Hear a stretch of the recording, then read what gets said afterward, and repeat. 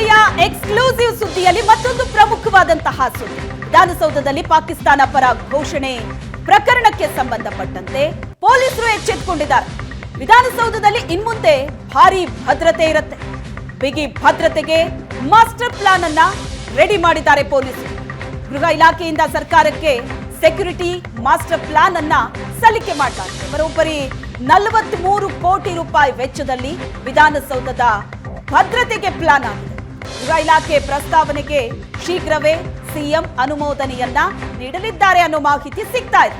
ವಿಧಾನಸೌಧದಲ್ಲಿ ಇನ್ನು ಮುಂದೆ ಭಾರಿ ಭದ್ರತೆ ಇರುತ್ತೆ. ವಿಧಾನಸೌಧದಲ್ಲಿ ಈಗಾಗಲೇ ಭದ್ರತೆ ಇದೆ, ಆದರೆ ಇತ್ತೀಚಿನ ಎಲ್ಲ ಬೆಳವಣಿಗೆಗಳನ್ನ ಗಮನದಲ್ಲಿಟ್ಟುಕೊಂಡು ಭದ್ರತೆಯನ್ನ ಮತ್ತಷ್ಟು ಹೆಚ್ಚು ಮಾಡೋದಕ್ಕೆ ಪ್ಲಾನ್ ರೆಡಿ ಆಗಿದೆ. ಹೇಗಿರುತ್ತೆ ಹೊಸ ಸೆಕ್ಯೂರಿಟಿ ಸಿಸ್ಟಮ್, ಅದರ ಡೀಟೇಲ್ಸ್ ಅನ್ನ ಕೂಡ ನೋಡ್ತಾ ಇದ್ದೀವಿ. ಓಕೆ, ಈ ಬಗ್ಗೆ ಡೀಟೇಲ್ಸ್ ಪಡೆಯೋಣ. ನಮ್ಮ ಪ್ರತಿನಿಧಿ ಆನಂದ್ ಬೈದಿನ ಮನೆ ಸಂಪರ್ಕದಲ್ಲಿದ್ದಾರೆ. ಆನಂದ್, ಪೊಲೀಸರು ಎಚ್ಚೆತ್ತುಕೊಂಡಿದ್ದಾರೆ, ವಿಧಾನಸೌಧದಲ್ಲಿ ಭದ್ರತೆಯನ್ನು ಹೆಚ್ಚಳ ಮಾಡ್ತಾ ಇದ್ದಾರೆ. ಯಾವ ರೀತಿಯ ಭದ್ರತೆ ಹಾಗಿದ್ರೆ ಏನು ಸೂಚನೆಗಳು ಬರ್ತಾ ಇದೆ?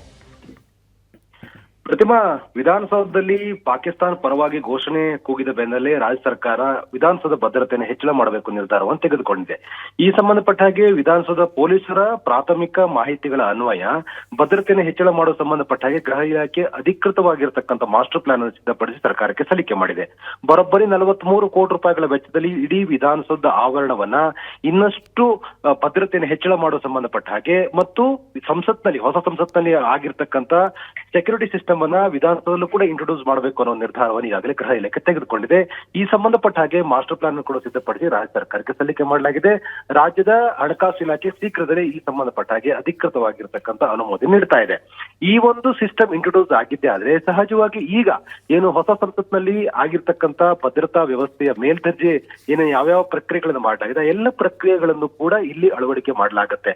ಮುಖ್ಯವಾಗಿ ವಿಧಾನಸೌಧದ ಎಲ್ಲಾ ಪ್ರಮುಖವಾಗಿರ್ತಕ್ಕಂಥ ಗೇಟ್ಗಳಲ್ಲಿ ಪ್ರವೇಶ ಮಾಡುವ ಸಂದರ್ಭದಲ್ಲಿ ಸಾರ್ವಜನಿಕರಿಗೆ ಫೇಸ್ ರೀಡಿಂಗ್ ಮಾಡ್ತಕ್ಕಂಥದ್ದು ಮತ್ತು ಇಡೀ ವಿಧಾನ ಸುತ್ತಮುತ್ತ 256 ಸಿಸಿಟಿವಿಗಳನ್ನ ಹಾಕ್ತಕ್ಕಂಥದ್ದು ಮತ್ತು ಇಡೀ ಎಲ್ಲಾ ಸಿಸಿಟಿವಿಗಳ ಕಂಟ್ರೋಲ್ ರೂಮ್ ಗಳನ್ನ ವ್ಯವಸ್ಥೆ ಅಂದ್ರೆ ಒಂದು ರೆಡಿ ಮಾಡ್ತಕ್ಕಂಥದ್ದು ಮತ್ತು ಎಲ್ಲ ವಾಹನಗಳು ಕೂಡ ಅಧಿಕೃತವಾಗಿರ್ತಕ್ಕಂಥ ಪಾಸ್ ಅನ್ನು ಹೊಂದಿರತಕ್ಕಂಥದ್ದು, ಪತ್ರಕರ್ತರು, ಅಧಿಕಾರಿಗಳು, ಸಿಬ್ಬಂದಿಗಳು ಮತ್ತು ಶಾಸಕರು, ಸಚಿವರು ಸೇರಿದಾಗೆ ಎಲ್ಲರನ್ನೂ ಕೂಡ ತಪಾಸಣೆಗೆ ಒಳಪಡಿಸ್ತಕ್ಕಂಥದ್ದು, ಒಳ ಬರುವಿಕೆ ಮತ್ತು ಹೊರ ಹೋಗುವಿಕೆಯನ್ನ ಸಂಪೂರ್ಣವಾಗಿ ನಿಯಂತ್ರಣಕ್ಕೆ ತರತಕ್ಕಂಥದ್ದು, ಯಾವುದೇ ರೀತಿಯ ಅನಧಿಕೃತವಾಗಿರುವಂತಹ ಪ್ರವೇಶಕ್ಕೆ ತಡೆ ಹಾಕ್ತಕ್ಕಂಥದ್ದು, ಶಾಸಕರೊಂದಿಗೆ ಗುಂಪಾಗಿ ವಿಧಾನಸೌಧಕ್ಕೆ ಪ್ರವೇಶ ಮಾಡೋದಕ್ಕೆ ಒಂದಷ್ಟು ಕಠಿಣವಾಗಿರ್ತಕ್ಕಂಥ ಕ್ರಮಗಳು ಜರುಗಿಸ್ತಕ್ಕಂಥದ್ದು, ವಿಧಾನಸೌಧ ನಡೀತಕ್ಕಂಥ ಸಭೆ ಸಮಾರಂಭಗಳಿಗೆ ಉತ್ಸವಗಳಿಗೆ ಆಗಮಿಸತಕ್ಕಂಥ ಸಾರ್ವಜನಿಕರ ಮೇಲೆ ನಿಗಾ ಇಡತಕ್ಕಂಥದ್ದು, ಇಡೀ ವಿಧಾನಸೌಧ ಸುತ್ತಮುತ್ತ ಸಂಚರಿಸತಕ್ಕಂಥ ಪ್ರತಿಯೊಬ್ಬರ ಚಲನವಲನದ ಬಗ್ಗೆ ಕೂಡ ನಿಗಾ ಇಡುವ ರೀತಿಯಲ್ಲಿ ಹೊಸ ಸಿಸ್ಟಮ್ ಅನ್ನು ಇಂಟ್ರೊಡ್ಯೂಸ್ ಮಾಡತಕ್ಕಂಥದ್ದು, ವಿಧಾನಸಭೆ ಸೌಧವನ್ನು ಪ್ರವೇಶ ಮಾಡತಕ್ಕಂಥ ವಾಹನಗಳು ಗೇಟ್ ಗಳನ್ನ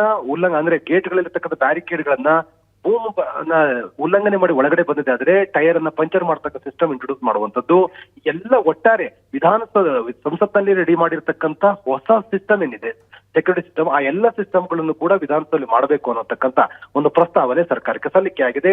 ಈ ಸಿಸ್ಟಮ್ ಇಂಟ್ರೊಡ್ಯೂಸ್ ಆಗಿದ್ದೆ ಆದ್ರೆ ನಿಜವಾಗ್ಲೂ ಕೂಡ ವಿಧಾನಸೌಧದಲ್ಲಿ ಆಗಬಹುದಾದಂತಹ ಭದ್ರತಾ ಲೋಪಗಳಿಗೆ ಕಡಿವಾಣ ಹಾಕ್ತಕ್ಕಂಥ ನಿಟ್ಟಿನಲ್ಲಿ ಒಂದು ದಿಟ್ಟವಾದ ಕ್ರಮ ಆಗತ್ತೆ ಅನ್ನುವಂತ ಮಾತುಗಳು ಕೂಡ ಕೇಳಿ ಬರ್ತಾ ಇದೆ.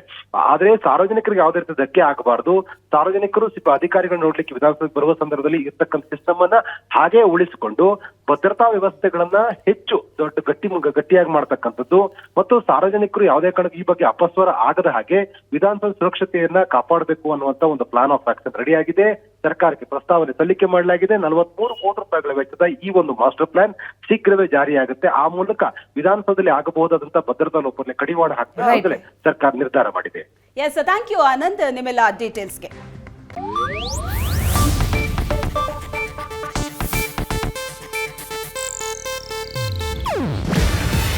ಇದು ಏಷ್ಯಾನೆಟ್ ನ್ಯೂಸ್ ನೆಟ್ವರ್ಕ್ ಪ್ರಸ್ತುತಿ. ನೀವು ನೋಡ್ತಿದ್ದೀರಾ ಏಷ್ಯಾನೆಟ್ ಸುವರ್ಣ ನ್ಯೂಸ್.